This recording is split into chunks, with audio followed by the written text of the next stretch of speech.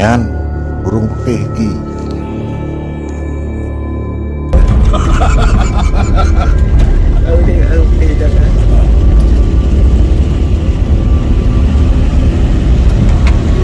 Malam hari di dalam tebak ya.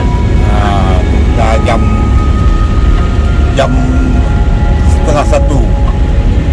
Hari semakin larut, suasana semakin mencekam karena ada suara rintihan dari anak kecil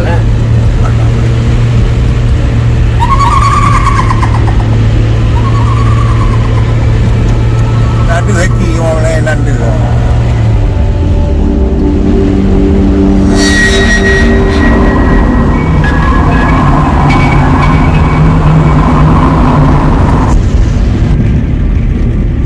Payung pak, gelap ah.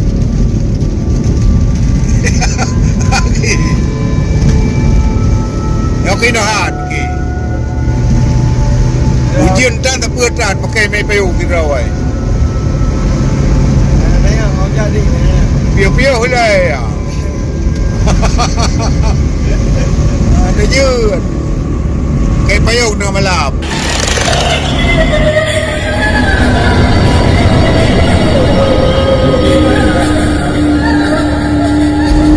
Dia macam hitam mana kalah lagi ya.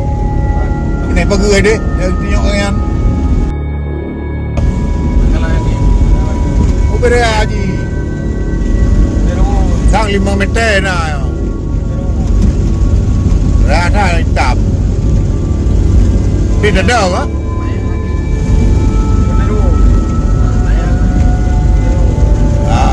Kan mau saja gendun. Rata hitam yo. Ambil dedang ke?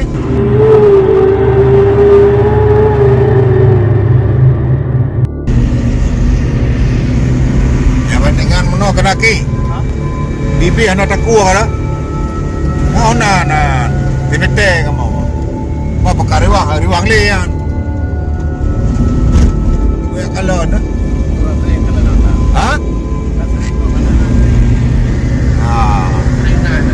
Ya, lihat kalau lewat pakai rayam nak lagi. Yang orang macam putih, dah macam putih lu hitam. Bagus tembak yang lapung. Di grup unun, di grup tentang dijak kenan, kena jalan. Bakat tu kah nak jalan? Kau turun.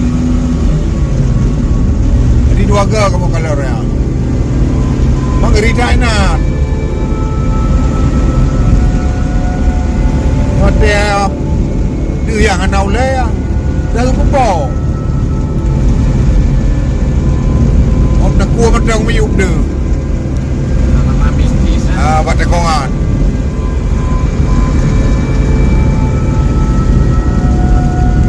Đi mà.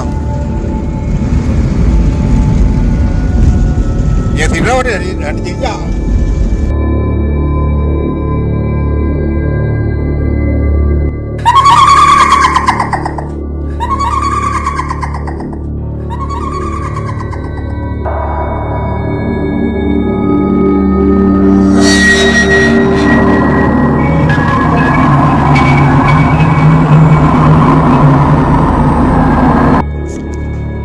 Ki Tinali pernah cerita balun pernah masih malam di tubiam to di menjauhkan Aceh pah bajalan yang tengah ikronya di kalan urun teha mabine jalan pakai turban onlian di sen meto di kena yang on meja tunggu tiba-tiba mau kami likut urangnya di kalau likut kanali tunggu turbannya man kena ngeri